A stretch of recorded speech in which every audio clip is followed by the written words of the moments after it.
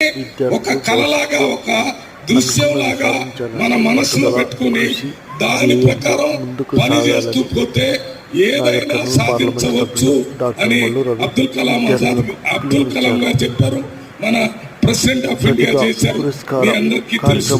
అదే రకంగా మీతో నేను చెప్పేది ఏంటంటే, ఎక్కువగా నాగర్ కర్నూలు స్థానిక ప్రజల దగ్గర నుంచి వాళ్ళ పేరెంట్స్ గురించి మీకు అంటే నాకు తక్కువ తెలుసు, కానీ అయినా పార్లమెంట్ మెంబర్గా 3 సార్లు మన ప్రాంతంలో ప్రజలందరితో తిరిగాను. వాళ్ళందరి మధ్య నుంచి వచ్చిన వాళ్ళే మీరు కాబట్టి మన తల్లిదండ్రులకి మనం పట్టణాల్లో, హైదరాబాదులో పెద్ద పెద్ద పట్టణాల్లో ఉన్న తల్లిదండ్రుల మనకి గైడెన్స్ ఇచ్చేటటువంటి తల్లిదండ్రులు లేరు.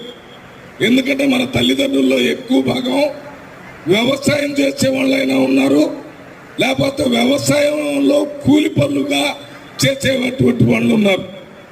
ఈ ఇద్దరు కూడా మనం చదువుకునేటటువంటి చదువుకి వారు గైడెన్స్ ఇచ్చే పరిస్థితిలో లేరు.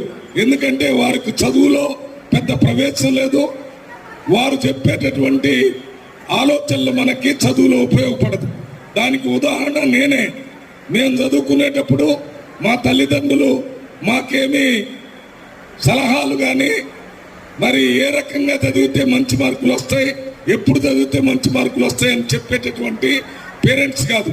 అదే రకంగా నాగర్ కర్నూలులో ఉన్నటువంటి తల్లిదండ్రులు కూడా వారి పిల్లలకి ఈ చదువులో, అది 8వ తరగతి కానీ 9వ తరగతి కానీ 10వ తరగతి వచ్చితే ఆ తల్లిదండ్రులకి ఆ ఇంగ్లీష్ కానీ, లెక్కలు కానీ, లేక ఇతర సైన్స్ కానీ,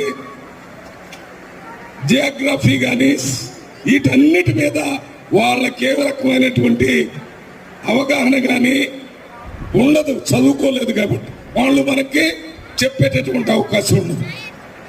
అక్కడ స్కూల్లో ఏ రకంగా ఉండాలి, ఆటలు ఏ రకంగా ఆడాలి, ఆటలు ఆడటం వల్ల మనకేం ఉపయోగం జరుగుతుంది, ఇవన్నీ నాగర్ కర్నూలులో ఉన్నటువంటి తల్లిదండ్రులు, ముఖ్యంగా గ్రామీణ ప్రాంతంలో ఉన్నటువంటి